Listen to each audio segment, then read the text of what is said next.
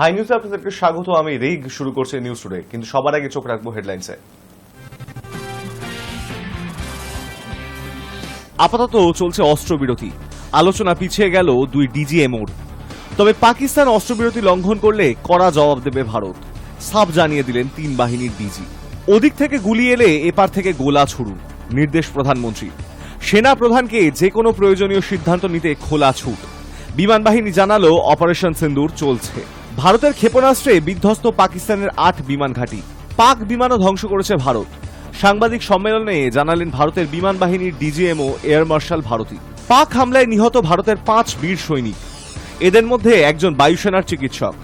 পাল্টা ভারতের হামলায় মৃত্যু পাকিস্তানের ৩৫ থেকে ৪০ সেনাকর্মী, দাবি করল Bharat.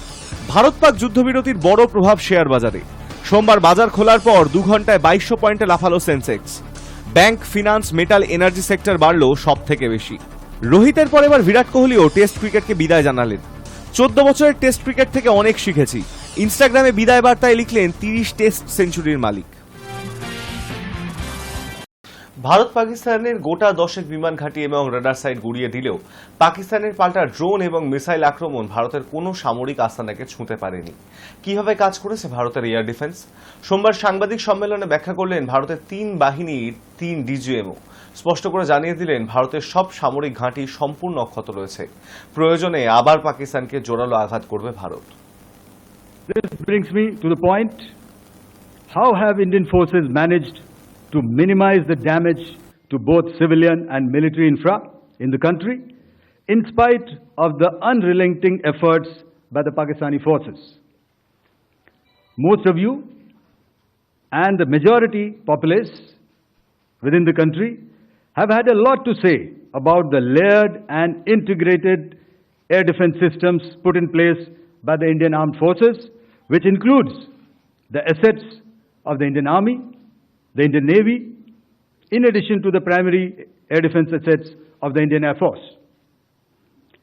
As you all are well aware, this robust AD system comprises of a large variety of multi-layered AD sensors and weapon systems, from point defense weapons like the low-level air defense guns, shoulder-fired manpads, and short-range surface-to-air missiles or SAMs, to area defense weapons like the air defense fighters and longer-range surface-to-air missiles within our inventory. Additionally, the numerous waves of drones and unmanned combat aerial vehicles employed by Pakistan were also thwarted by the indigenously developed soft and hard-kill counter-US systems and the well-trained Indian air defense personnel. Airfields या logistic installations को target कर पाए। ये जो diagram आप अपने सामने देख रहे हैं, ये मुझे एक इंसिडेंट की याद दिला रहा है। और मैं आपको इस उदाहरण के ज़रिए से एक ये एस्पेक्ट हाईलाइट करना चाहता हूँ। जब मैं स्कूल में था तो तकरीबन मेरे ख्याल से ये 70 का दशक था, और उस समय इंग्लैंड और ऑस्ट्रेलिया के बीच में, आज शायद क्रिकेट की बात भी करनी चाहिए क्योंकि मैं देख रहा था कि विराट कोहली ने टेस्ट क्रिकेट से रिटायरमेंट ले ली। कई भारतीयों की तरह वो मेरे भी फेवरेट क्रिकेटर हैं। तो 70 के दशक में ऑस्ट्रेलिया और इंग्लैंड की फेमस एशेज सीरीज चल रही थी, और उस समय ऑस्ट्रेलिया के 2 बहुत तेज गेंदबाज, जो कि क्रिकेट हिस्ट्री में बड़ा उनका नाम है, जेफ थॉमसन और डेनिस लिली, उन्होंने अंग्रेजी बैट्समैन और उनकी बैटिंग लाइनअप को तहस नहस कर दिया था। और ऑस्ट्रेलियंस ने उस समय एक कहावत निकाली थी, that from ashes to ashes and from dust to dust, if Thommo don't get here then Lillee surely must. और अगर आप इस लेयर को देखें तो आप समझ जाएंगे कि मैं आपको क्या बताने की कोशिश कर रहा हूं। तो अगर आप सारे सिस्टम्स को पार कर भी गए तो आपको फिर भी एयरफील्ड या लॉजिस्टिक इंस्टॉलेशन या जो भी चीज़ को आप टारगेट कर रहे हैं उसमें पहुंचने से पहले कोई ना कोई इस लेयर्ड ग्रिड का सिस्टम जरूर गिरा देगा. And emphatically state that all our military bases, all our systems continue to remain fully operational and ready to undertake any future missions should the need so arise. সোমবার দুপুর 12টায় বৈঠক হল না ডিজিএমওর। জানা যাচ্ছে বিকেল নাগাদ হটলাইন টক হতে পারে দুই পক্ষের ডিজিএমওর। পাশাপাশি রবিবার সন্ধ্যায় সাংবাদিক বৈঠকে ভারতীয় সেনার তরফে স্পষ্ট করা হলো বেশ কয়েকটি বিষয়, যেখানে বলা হয়েছে পাকিস্তান এবং পাক অধিকৃত কাশ্মীর মিলিয়ে মোট 9টি জঙ্গি ঘাঁটি ধ্বংস করেছে ভারত। নিহত হয়েছে 100-রও বেশি জঙ্গি। অপারেশন সিন্দুরের মূল লক্ষ্যই ছিল পাকিস্তান এবং পাক অধিকৃত কাশ্মীরের জঙ্গি ঘাঁটিগুলিকে ধ্বংস করা। রবিবার সন্ধ্যায় সাংবাদিক বৈঠকে তা আবারও স্পষ্ট করল ভারতীয় সেনা। ওই অভিযানে পাকিস্তান এবং পাক অধিকৃত কাশ্মীর মিলিয়ে মোট 9টি জঙ্গি ঘাঁটি ধ্বংস করেছে ভারত। নিহত হয়েছেন 100-রও বেশি জঙ্গি। নিহত জঙ্গিদের মধ্যে IC-814 বিমান অপহরণ এবং পুলওয়ামা হামলায় জড়িত জঙ্গিও রয়েছে বলে জানিয়েছে সেনা। ভারতীয় সেনার দাবি 7 থেকে 10ই মের মধ্যে পাকিস্তানি সেনাবাহিনীর প্রায় 35 থেকে 40 জন জওয়ানের মৃত্যু হয়েছে।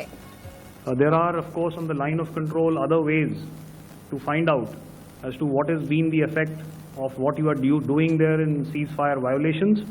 So therefore, I mentioned 35 to 40 on the line of control, and please remember that once Operation Sindoor was launched, the responses of the Pakistan Army were also on Indian Army or the Indian Armed Forces infrastructure.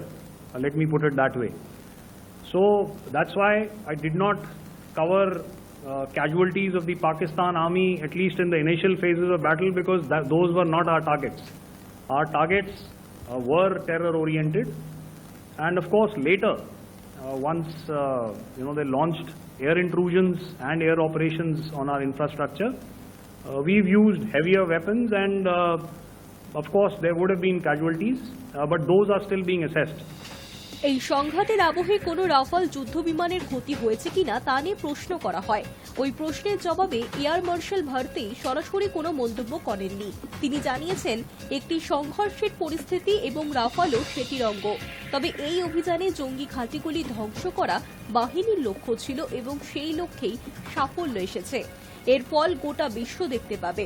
Rafale নিয়ে সরাসরি কোনো মন্তব্য না করার কারণও ব্যাখ্যা করেছেন তিনি। বর্তমান সংঘর্ষের পরিস্থিতিতে এই নিয়ে কোনো মন্তব্য করলে শত্রুপক্ষের সুবিধা হতে পারে, তাই এই নিয়ে কোনো মন্তব্য করতে চাইছেন না তিনি। যদিও এই সংঘাতের আবহে ভারতীয় বায়ুসেনার সকল পাইলট নিরাপদে রয়েছেন, তা স্পষ্ট করেছেন air marshal Bharti. You know, we are in a combat scenario, and losses are a part of combat. The question that you must ask us, okay, and indeed that we must ask ourselves, you inclusive, is have we achieved our objectives? Have we achieved our objective of decimating that terrorist camp? And the answer is a thumping yes. And the results are for the whole world to see. As for the details, what could have been, how many numbers, which platform did we lose? You know, at this time, I would not like to comment on that because we are still in a combat situation. And if I comment on anything, it will only be advantage adversary. So we don't want to give him any advantage at this stage. All I can say is that we have achieved our objectives that we selected, and all our pilots are back home. বিরোধীদের তরফে এই নিয়ে যৌথ parliament অধিবেশনের দাবিও করা হচ্ছে। High News network. Bharat Pak সংঘাতে গত কয়েকদিনে প্রাণ হারিয়েছেন ভারতীয় সশস্ত্র বাহিনীর 5 বীর। রবিবার সন্ধ্যায় সাংবাদিক বৈঠকে এমনটাই জানালেন ভারতের সামরিক বাহিনীর ডিজিএমও স্তরের আধিকারিকেরা। ডিজিএমও লেফটেন্যান্ট জেনারেল রাজীব ঘাই জানিয়েছেন অপারেশন সিন্দুরে ভারত পাকিস্তানের 9টি জঙ্গি ঘাঁটি লক্ষ্য করে হামলা চালানোর পরেই পাল্টা হামলা চালায় পাকিস্তানও। এমনকি আনুষ্ঠানিকভাবে সংঘর্ষ বিরতি ঘোষণার পরেও গোলাগুলি থামেনি। তাতেই প্রাণ গিয়েছে ভারতীয় সশস্ত্র বাহিনীর 5 সদস্যের। সুরেন্দ্র কুমার মোগা ভারতীয় বায়ুসেনার চিকিৎসক। শনিবার সকালে জম্মু কাশ্মীরের উধামপুরে পাকিস্তানের গোলাবর্ষণে মৃত্যু হয়েছে ভারতীয় বায়ুসেনার চিকিৎসক সুরেন্দ্র কুমার মোগার। রাজস্থানের ঝুনঝুনির বাসিন্দা সুরেন্দ্র গত 14 বছর ধরে বায়ুসেনার চিকিৎসা কর্মী হিসেবে কর্মরত ছিলেন। উধামপুরে বায়ুসেনার 39 উইং এর সদস্য ছিলেন তিনি। সেনার তরফে শনিবার রাতে তার মৃত্যুর খবর জানানো হয়। রবিবার দুপুরে সুরেন্দ্রর দেহ ঝুনঝুনুর বাড়িতে পৌঁছয়। কফিনবন্দি দেহ আঁকড়ে কান্নায় ভেঙে পড়েন পরিজনেরা। সুরেন্দ্রর স্ত্রী এবং 2 সন্তান রয়েছে, তাদের একজনের বয়স 11, অন্যজনের 8। এম মুরলী নায়েক ভারতীয় সেনার জওয়ান এম মুরলী নায়েক গত 8 তারিখ নিয়ন্ত্রণ রেখায় পাকিস্তানের ছোড়া গোলায় গুরুতর আহত হয়েছিলেন। তার কয়েক ঘন্টার মধ্যেই মৃত্যুর কোলে ঢলে পড়েন তিনি। অন্ধ্রপ্রদেশের সত্যসাই জেলার বাসিন্দা মুরলী 2018 সালে সেনার 851 লাইট রেজিমেন্টে যোগ দিয়েছিলেন। মুরলীর বাবা এবং মা মুম্বাইয়ে দিনমজুরের কাজ করেন। সেনায় মুরলী চাকরি পাওয়ার পর সেই কাজ ছেড়ে গ্রামে ফেরেন তার মা বাবা। গত বুধবার রাতেও বাড়িতে ফোন করেছিলেন মুরলী, জানিয়েছিলেন নিয়ন্ত্রণ রেখায় প্রচন্ড গোলাগুলি চলছে। তারপরেই বৃহস্পতিবার গভীর রাতে মুরলীর আহত হওয়ার খবর বাড়িতে পৌঁছয়। ভোরের আলো ফুটতেই জানা যায় ছেলে আর নেই। মুরলীর বাবা শ্রীরাম নায়েকের কথায় ছোটবেলা থেকে সেনায় যোগ দেওয়ার স্বপ্ন দেখত ছেলে। সেনার পোশাক ছিল ওর খুব প্রিয়। সবসময় বলতো দেশের সেবায় নিজেকে উৎসর্গ করব। এহেন ছেলের মৃত্যুতে দিশেহারা হয়ে পড়েছে গোটা পরিবার। মোহাম্মদ ইমতিয়াজ সীমান্ত রক্ষী বাহিনী। শনিবার ভারত পাক সীমান্ত লাগোয়া আরএসপুরা সেক্টরে পাকিস্তানের গোলাবর্ষণে প্রাণ গিয়েছে বিএসএফ জওয়ান মোহাম্মদ ইমতিয়াজের। ইমতিয়াজ বিএসএফ এর সাব ইন্সপেক্টর পদে কর্মরত ছিলেন। শনিবার সকালে জম্মুর আরএসপুরা সেক্টরে পাক হামলায় ইমতিয়াজ সহ সীমান্তরক্ষী বাহিনীর 8 জন জওয়ান গুরুতর জখম হন। তড়িঘড়ি তাদের উদ্ধার করে হাসপাতালে নিয়ে যাওয়া হয়। সেখানে চিকিৎসাধীন অবস্থাতেই মৃত্যু হয় ইমতিয়াজের। এরপরেই সহযোদ্ধার মৃত্যুতে শোক প্রকাশ করে বিবৃতি দেয় বিএসএফ এর উচ্চপদস্থ এক কর্তা বলেন, ইমতিয়াজ আন্তর্জাতিক সীমান্তে সামনে থেকে নেতৃত্ব দেওয়ার সময় সাহসিকতার সঙ্গে মৃত্যুবরণ করেছেন। জাতির সেবায় বিএসএফ এর এই সাহসী সাব ইন্সপেক্টরের আত্মত্যাগকে আমরা শ্রদ্ধা জানাই। ল্যান্স নায়েক দীনেশ কুমার শর্মা ভারতীয় সেনা। গত 7ই মে জম্মু কাশ্মীরের পুঞ্চে নিয়ন্ত্রণ রেখা বরাবর পাকিস্তানের গোলাবর্ষণে নিহত হন ল্যান্স নায়েক দীনেশ শর্মা। দীনেশ পুঞ্চে সেনার এফডি রেজিমেন্টে কর্মরত ছিলেন। নিয়ন্ত্রণ রেখায় পাকিস্তান টানা সংঘর্ষ বিরতি লঙ্ঘন করায় সেখানে মোতায়েন করা হয়েছিল 5 এফডি রেজিমেন্টের জওয়ানদের। সেই দলে ছিলেন দীনেশও। কিন্তু বুধবার পাকিস্তানের ছোড়া গোলায় তিনি জখম হন। হাসপাতালে চিকিৎসা চলাকালীন মৃত্যু হয় তাঁর। দীনেশরা 5 ভাই। ভাইদের মধ্যে দীনেশই বড় ছিলেন। তার আরো 2 ভাই সেনায় কর্মরত। এক তুতো ভাইও সেনার মেডিকেল বিভাগে কাজ করেন। সেই তুতো ভাই জানিয়েছেন দীনেশের 2 সন্তান রয়েছে, তাদের বয়স 5 বছর। তার স্ত্রী অন্তঃসত্ত্বা। রাইফেলম্যান সুনীল কুমার ভারতীয় সেনা। জম্মুর আরএসপুরা সেক্টরে পাকিস্তানের গোলাবর্ষণে নিহত হয়েছেন রাইফেলম্যান সুনীল কুমার। সুনীল জম্মুর ত্রেওয়া গ্রামের বাসিন্দা। 11ই মে তার দেহ বাড়িতে নিয়ে আসা হয়। যথোচিত সম্মানের সঙ্গে সারা হয় শেষকৃত্য। সাংবাদিক বৈঠকে ডিজিএমও ঘাই আরও জানিয়েছেন, অপারেশন সিন্দুরে পাকিস্তানের 9টি জঙ্গি ঘাঁটিতে হামলায় ইউসুফ আজহার, আব্দুল মালিক রফ, মুদাস্সার আহমেদ সহ 100-এরও বেশি জঙ্গির মৃত্যু হয়েছে। তারপর থেকেই পাকিস্তানের পাল্টা হামলায় ভারতীয় সশস্ত্র বাহিনীর 5 সদস্য ছাড়াও প্রাণ গিয়েছে সাধারণ মানুষেরও। গত 7 থেকে 10ই মের মধ্যে ভারতীয় সেনার জবাবি হামলায় পাকিস্তান সেনাবাহিনীর প্রায় 30 থেকে 40 জন জওয়ানের মৃত্যু হয়েছে। High News network. কাশ্মীর নিয়ে মধ্যস্থতা করতে চেয়েছিলেন মার্কিন প্রেসিডেন্ট ডোনাল্ড ট্রাম্প। ভারত তীব্র প্রতিক্রিয়া জানানোর পর অবশ্য ভারত আর পাকিস্তানকে নিজেদের মধ্যে আলোচনা করতে পরামর্শ দিয়েছে আমেরিকা। তবে ভারত জানিয়ে দিয়েছে আলোচনা হতে পারে, তবে শুধু পাক অধিকৃত কাশ্মীর ফেরত দেওয়া নিয়েই, অন্য কোনো বিষয়ে আলোচনা করবে না ভারত। পাকিস্তান হামলা চালালে ভারত আরও কড়া ভাষায় জবাব দেবে। কাশ্মীর ইস্যুতে ভারত ও পাকিস্তানের মধ্যে উত্তেজনা প্রশমনে মধ্যস্থতা করতে চাওয়া যুক্তরাষ্ট্রের প্রেসিডেন্ট ডোনাল্ড ট্রাম্পের প্রস্তাব নতুন কিছু নয়। তবে ভারতের জবাব ছিল বরাবরের মতন স্পষ্ট ও অনড়। কাশ্মীর সম্পূর্ণরূপে একটি দ্বিপাক্ষিক বিষয় এবং কোনো তৃতীয় পক্ষের হস্তক্ষেপের কোনো স্থান নেই। যেখানে পাকিস্তান ও মার্কিন সরকার এই প্রস্তাবকে স্বাগত জানিয়েছে, সেখানে ভারত দৃঢ়তার সঙ্গে জানিয়ে দিয়েছে আলোচনা যদি কখনো হয় তা হবে কেবলমাত্র দ্বিপাক্ষিক ও সিমলা চুক্তির আওতায়। নয়াদিল্লির পক্ষ থেকে স্পষ্ট জানানো হয়েছে, কেবল পাকিস্তান অধিকৃত কাশ্মীর ফেরত দেওয়ার বিষয়েই আলোচনা হতে পারে, অন্য কিছু নয়। সরকারি সূত্র উদ্ধৃত করে বলা হয়েছে, কাশ্মীর নিয়ে ভারতের অবস্থান পরিষ্কার। একটাই বিষয় বাকি আছে, তা হলো পিওকের প্রত্যাবর্তন। আমরা সন্ত্রাসবাদী প্রত্যর্পণের বিষয়ে আলোচনা করতে পারি, কিন্তু তৃতীয় পক্ষের মধ্যস্থতা আমাদের দরকার নেই। সোমবার বেলার দিকে কিছুটা সরে গিয়ে ভারত আর পাকিস্তানকে সরাসরি কথা বলার জন্য পরামর্শ দেয় আমেরিকা। ভারতের অবস্থান শুধু কূটনৈতিক ঐতিহ্যের প্রতিফলন নয়, এটি ভারতের সার্বভৌমত্বের সুস্পষ্ট ঘোষণা। 1972 সালে সিমলা চুক্তির ভিত্তিতে ভারত পাকিস্তান সমস্যাগুলি কেবলমাত্র দ্বিপাক্ষিক আলোচনার মধ্যেই নিষ্পত্তির কথা বলা হয়েছে। ভারতের পররাষ্ট্র সচিব বিক্রম মিশ্রি স্পষ্ট করে বলেছেন, পাকিস্তানের director general of military operation যুদ্ধবিরতির অনুরোধ নিয়ে ভারতের সঙ্গে যোগাযোগ করেছিলেন। এদিকে ট্রাম্প তার সামাজিক যোগাযোগ মাধ্যমে এ সংক্রান্ত পোস্টে যুদ্ধবিরতিকে ঐতিহাসিক ও বিরোচিত সিদ্ধান্ত বলে উল্লেখ করেন এবং কাশ্মীর সমস্যার সমাধান খুঁজে বের করতে ইচ্ছা প্রকাশ করেন। এমনকি তিনি জানান, যুক্তরাষ্ট্র ভারত ও পাকিস্তানের সঙ্গে বাণিজ্য বাড়ানোর পাশাপাশি কাশ্মীর সংকটের 1000 বছরের সমাধানের পথ খুঁজবে।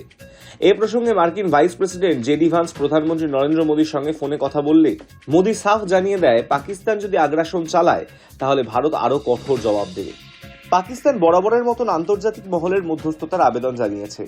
ইসলামাবাদ ট্রাম্পের বক্তব্যকে স্বাগত জানিয়ে এক বিবৃতিতে জানায়, কাশ্মীর সমস্যা শুধু দক্ষিণ এশিয়ার নয়, গোটা পৃথিবীর শান্তি ও নিরাপত্তার জন্য গুরুতর হুমকি। পাকিস্তানের প্রাক্তন পররাষ্ট্রমন্ত্রী বিলাওয়াল ভুটো জারদারির মন্তব্য, আমেরিকার নিশ্চয়তা না পেলে পাকিস্তান কখনোই যুদ্ধবিরতিতে সম্মত হতো না। পাকিস্তানের প্রাক্তন জাতীয় নিরাপত্তা উপদেষ্টা মঈদ ইউসুফ বলেছেন, প্রতিবার কয়েক মাস পর পর আমরা ফের যুদ্ধের কিনারায় এসে পড়ি এবং আবার একটি পর্ব শুরু হয়। এটা এক পারমাণবিক সংকট। বিশ্লেষকরা বলছেন, ভারতের এই অনড় অবস্থান শুধু তার কূটনৈতিক অভিমুখ নয়, বরং তার ভূ রাজনৈতিক আত্মপরিচয় রক্ষারও অভিপ্রায়।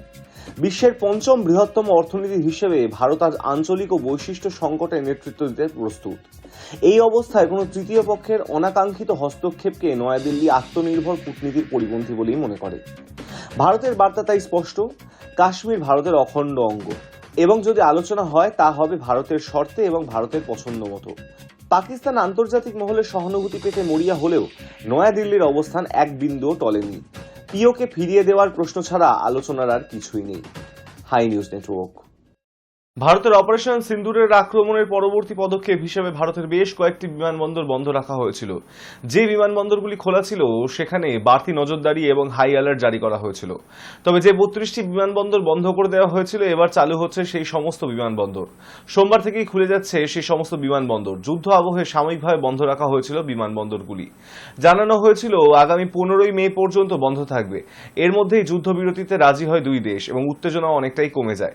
শনিবারের পর থেকেই কোনো ঘটনা ঘটেনি, আর তাই তারপর থেকেই সোমবার 32টি বিমানবন্দর খুলে দেওয়া সিদ্ধান্ত নেওয়া হয়েছে। ভারত পাকিস্তান সীমান্তে সংঘর্ষ বিরতি শুরু হয়েছে শনিবার বিকেল থেকে। এমন পরিস্থিতিতে যুদ্ধের রেশ দুদেশের অন্দরেই। রবিবার নবান্নে রাজ্যের সর্বশীর্ষ আধিকারিকদের সঙ্গে বৈঠক করলেন রাজ্যের মুখ্য সচিব মনোজ পন্ত। সেই বৈঠকে কি কি নির্দেশিকা দেওয়া হয়েছে দেখুন। আগামী 3 মাস রাজ্যের কোনো জেলায় যেন খাদ্যদ্রব্যের ঘাটতি না থাকে। ভারত পাক যুদ্ধের আবহেই আগাম ব্যবস্থা নিতে জেলা শাসকদের নির্দেশ নবান্নর। জুন, জুলাই ও অগাস্টের জন্য চাল, গম সহ অন্যান্য প্রয়োজনীয় খাদ্য আগে থেকেই মজুত করতে বলা হয়েছে। রবিবার এ নিয়ে জেলা শাসক, পুলিশ সুপার ও প্রশাসনের একাধিক শীর্ষ কর্তার সঙ্গে বৈঠক করেছেন মুখ্য সচিব মনোজ পন্ত। বৈঠকে বিপর্যয় মোকাবিলা, স্বাস্থ্যের মতো অত্যন্ত গুরুত্বপূর্ণ দপ্তরের শীর্ষ কর্তারাও হাজির ছিলেন। নবান্ন সূত্রে খবর, যে কোনো পরিস্থিতি মোকাবিলার জন্য রাজ্য যাতে সব রকমভাবে প্রস্তুত থাকে তার জন্যই পর্যালোচনা বৈঠক করেছেন মুখ্য সচিব। পাশাপাশি সীমান্ত এলাকায় বাড়তি নজরদারি, হাসপাতালের প্রস্তুতি, বিপর্যয় মোকাবিলায় বিশেষ প্রশিক্ষণ, মহড়া নিয়েও আলোচনা হয়েছে। কোনো জরুরি পরিস্থিতি তৈরি হলে মানুষের যাতে কোনো অসুবিধে না হয় তার জন্য প্রশাসনিক ও পুলিশ কর্তাদের কি করতে হবে বৈঠকে সেই নির্দেশই দেওয়া হয়েছে। বৈঠকে জেলা শাসকদের খাদ্য মজুদের নির্দেশ দেওয়ার পাশাপাশি জানানো হয়েছে আগামী 3 মাসের রেশনের বরাদ্দ 3টি পর্যায়ে জেলাগুলিতে পাঠিয়ে দেওয়া হবে। প্রত্যেকটি জেলায় বর্তমানে কোথায় কত পরিমাণ খাদ্য মজুত রয়েছে তারও জেলা ভিত্তিক আলোচনা হয়েছে। বৈঠকে রাজ্যের সীমান্তবর্তী জেলাগুলিতে কড়া নজরদারি চালাতে নির্দেশ দেওয়া হয় পুলিশ কর্তাদের। সর্বোচ্চ পর্যায়ে সতর্ক থাকতে হবে পুলিশকে। প্রত্যন্ত এলাকা, পাহাড়ি এলাকা, অরণ্য ঘেরা দুর্গম অঞ্চলে পুলিশি টহল বাড়াতে হবে। সুন্দরবনের জলপথ ও উত্তরবঙ্গের পাহাড় ঘেঁষা আন্তর্জাতিক সীমান্ত এলাকায় রাখতে হবে বিশেষ নজর। বিশেষভাবে গুরুত্ব দেওয়া হয়েছে হাসপাতালগুলিতেও। স্বাস্থ্য দপ্তরের কর্তাদের নির্দেশ দেওয়া হয়েছে আপৎকালীন পরিস্থিতিতে হাসপাতালে চিকিৎসা পরিষেবায় যাতে কোনো ঘাটতি না থাকে। তার জন্য প্রয়োজনীয় যাবতীয় ব্যবস্থা আগে থেকেই নিতে হবে। এছাড়াও দমকলের কর্তাদের জানানো হয়েছে জরুরি ভিত্তিতে উদ্ধার কাজ ও অন্যান্য ব্যবস্থা নিতে মহড়াও সেরে রাখতে হবে, বিশেষ করে বিপর্যয় মোকাবিলা দপ্তরের কোনো প্রশিক্ষণ যাতে বাকি না থাকে। সিভিল ডিফেন্স ভলেন্টিয়ারদের জন্য বিশেষ প্রশিক্ষণ ও রিফ্রেশার কোর্স চালু করারও সিদ্ধান্ত হয়েছে বৈঠকে। সাইরেনগুলিকেও পুরো মাত্রায় চালু করার কথাও আলোচনা হয় বৈঠকে। Hi News Network. মেদিনীপুরে জাল স্যালাইন কাণ্ডে মৃত্যু হলো এসএসকেএমে ভর্তি থাকা নাসরিনের। মেদিনীপুর মেডিকেল কলেজ ও হাসপাতালে স্যালাইন কাণ্ডে অসুস্থ হয়ে হাসপাতালে ভর্তি হচ্ছিলেন নাসরিন খাতুন। রবিবার রাতে এসএসকেএম হাসপাতালে মৃত্যু হয় তাঁর। গত 22শে জানুয়ারি থেকেই কলকাতার এসএসকেএম এ ভর্তিতে ছিলেন নাসরিন। তার পরিবার সূত্রে খবর, জেনারেল বেডে দেওয়া হয়েছিল নাসরিনকে। 10ই মে বাড়ি ফেরার কথা ছিল তার। 9ই মে রাত থেকে ফের অসুস্থ হয়ে পড়েন নাসরিন। রবিবার রাতে ডাক্তার জানান নাসরিন বেঁচে নেই। নাসরিনের পরিবার পরিজনদের অভিযোগ, চিকিৎসায় গাফিলতি সহ জাল স্যালাইন কাণ্ডের ফলেই তার মৃত্যু হয়েছে।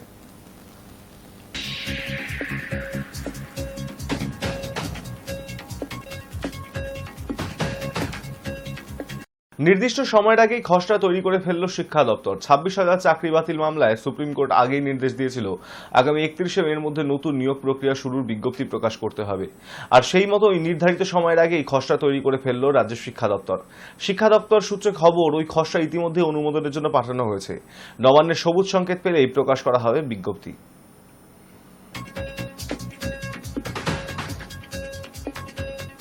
দীর্ঘ প্রতীক্ষার অবসান ঘটিয়ে অবশেষে শুরু হতে চলেছে দ্বিতীয় হুগলি সেতু, অর্থাৎ বিদ্যাসাগর সেতুর সংস্কারের কাজ। নবান্ন সূত্রে জানা গিয়েছে, সবকিছু ঠিকঠাক থাকলে আগামী জুন মাস থেকেই শুরু হবে এই গুরুত্বপূর্ণ কাজ। সেতুর একটি লেন বন্ধ রেখে ধাপে ধাপে কাজ চালানোর পরিকল্পনা নেওয়া হয়েছে। প্রতিদিন কয়েক লক্ষ মানুষ এবং হাজার হাজার গাড়ি চলাচল করে এই সেতু দিয়েই। ফলে যান চলাচল একেবারেই বন্ধ রাখা প্রায় অসম্ভব। সে কারণেই প্রশাসন চায় কাজের মূল চাপ যেন রাতের বেলায় নেওয়া যায়। তবুও কয়েকটি দিন 10 থেকে 12 ঘন্টার জন্য একটি লেনে সম্পূর্ণ যান চলাচল বন্ধ রাখা হতে পারে বলেই জানা গিয়েছে। ছত্তিশগড়ের রায়পুরে ট্রাক ও ট্রেলারের মধ্যে মুখোমুখি সংঘর্ষে 13 জন মারা গিয়েছে। গুরুতর আহত 11 জনের চিকিৎসা চলছে রায়পুর হাসপাতালে। ঘটনাটি ঘটে রবিবার গভীর রাতে। পুলিশ জানিয়েছে, নিহত আহতরা সকলেই নারী ও শিশু।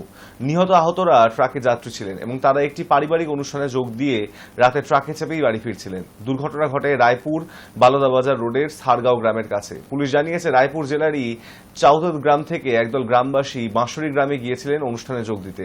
জেলা শাসক গৌরব সিং জানান, কিভাবে দুটি গাড়ির মুখোমুখি সংঘর্ষ ঘটে তা এখনো স্পষ্ট হয়নি। আহতদের ছত্তিশগড়ের রাজধানী রায়পুরের ভীমরাও আম্বেদকর মেডিকেল কলেজ হাসপাতালে ভর্তি করানো হয়েছে। পুলিশের প্রাথমিক অনুমান, কোনো একটি গাড়ির ব্রেক ফেল করার ফলে দুর্ঘটনা ঘটে। আর এছাড়া কোনো গাড়ির চালকের ঘুমিয়ে পড়ার কারণও হতে পারে দুর্ঘটনা।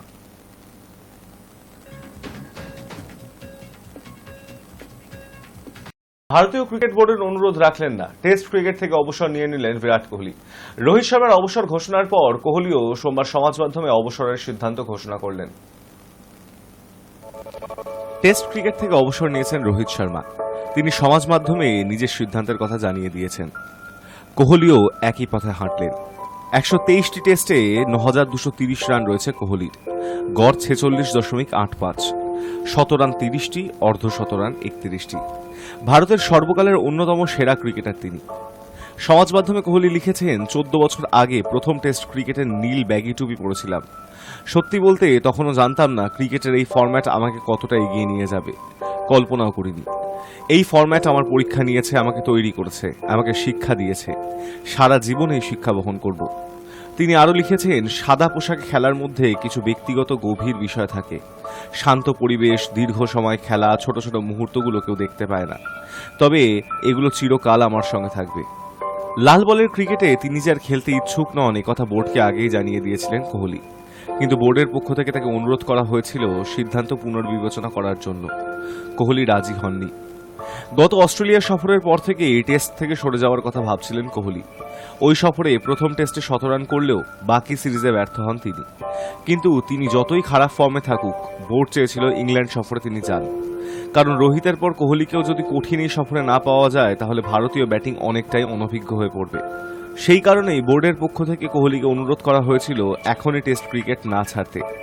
কিন্তু কোহলি শেষ পর্যন্ত নিজের সিদ্ধান্তেই অনড় থাকলেন। রোহিতের মতন তিনিও বিদায়ী টেস্ট খেলার সুযোগ পাবেন না।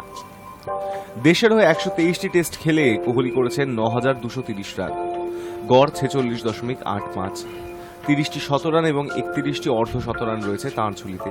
2019 সালে পুনেতে দক্ষিণ আফ্রিকার বিরুদ্ধে খেলেছিলেন অপরাজিত 254 রানের ইনিংস, যা টেস্ট ক্রিকেটে কোহলির সর্বোচ্চ রান।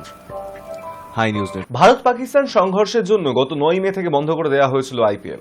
এক সপ্তাহ বন্ধ থাকার পরে 16 মে আবার শুরু হতে পারে আইপিএল। তার ফলে পিছিয়ে যেতে পারে ফাইনাল। বাকি সব ম্যাচের জন্য 3টি কেন্দ্র বেছে রেখেছে বোর্ড। ফাইনাল ম্যাচ হওয়ার কথা গতবারের চ্যাম্পিয়ন কেকেআরের শহর কলকাতায়, কিন্তু আইপিএল পিছিয়ে যাওয়ায় ফাইনাল নাও হতে পারে ইডেনে, কারণ ওই সময় বৃষ্টির পূর্বাভাস রয়েছে। রিপোর্টে বলা হয়েছে 16 মে থেকে আবার আইপিএল শুরু করার ভাবনা চিন্তা করছে বোর্ড। চেন্নাই, হায়দ্রাবাদ ও বেঙ্গালুরুতে হবে বাকি সকল ম্যাচ।